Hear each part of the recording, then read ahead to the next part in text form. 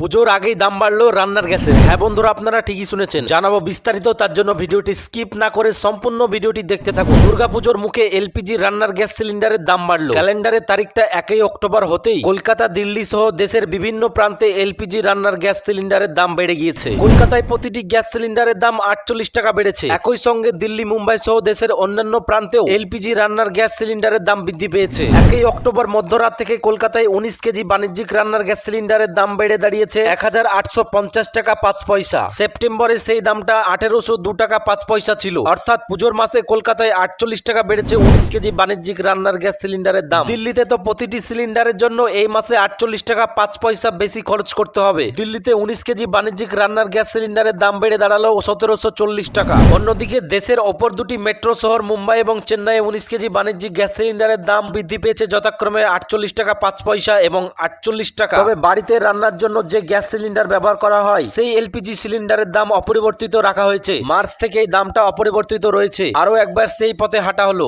রাষ্ট্রায়ত্ত সংস্থা ইন্ডিয়ান অয়েলের তরফে জানানো হয়েছে, পুজোর আগে ভর্তুকিহীন 14.2 কেজি রান্নার গ্যাস সিলিন্ডার কিনতে 829 টাকা খরচ পড়বে। যারা উজ্জ্বলা যোজনার আওতায় আছেন তারা আরো কম টাকায় 14.2 কেজি রান্নার গ্যাস সিলিন্ডার কিনতে পারবেন। দেশের বাকি 3টি মহানগরীতে ভর্তুকিহীন 14.2 কেজি গ্যাস সিলিন্ডারের দাম কত পড়ছে? দিল্লি, মুম্বাই এবং চেন্নাই ভর্তুকিহীন 14.2 কেজি গ্যাস সিলিন্ডারের দাম পড়ছে যথাক্রমে 803 টাকা। অর্থাৎ দেশের 4টি মহানগরীর মধ্যে ভর্তুকিহীন 14.2 কেজি গ্যাস সিলিন্ডারের দাম সব থেকে বেশি হলো কলকাতায়। তো আজকের মতো ভিডিও এ পর্যন্তই। দেখা হচ্ছে পরবর্তী ভিডিওতে। আর ভিডিওটি ভালো লাগলে অবশ্যই একটি লাইক করে চ্যানেলটি সাবস্ক্রাইব করে দেবেন।